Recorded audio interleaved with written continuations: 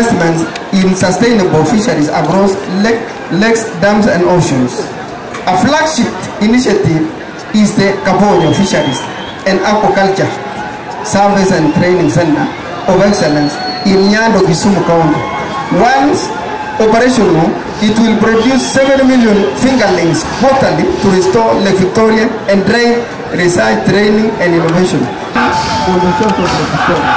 Additionally, 5 more landing sites are under construction in the coastal counties of Kwale, Mombasa, Kilifi, Tana River and Lamu. As a cost of Kenya civil 1 billion. Due for completion by September. 9 new landing sites.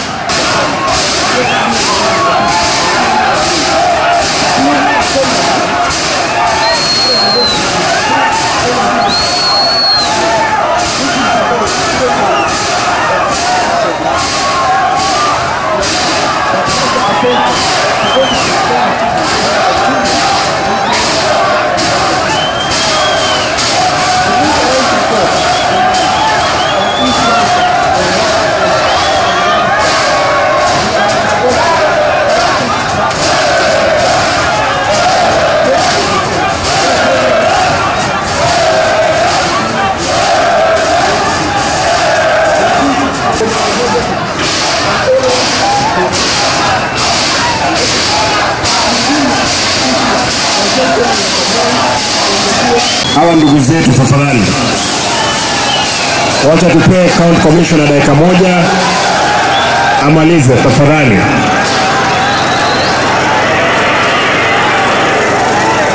Bwana commissioner harakisha. Wamechoka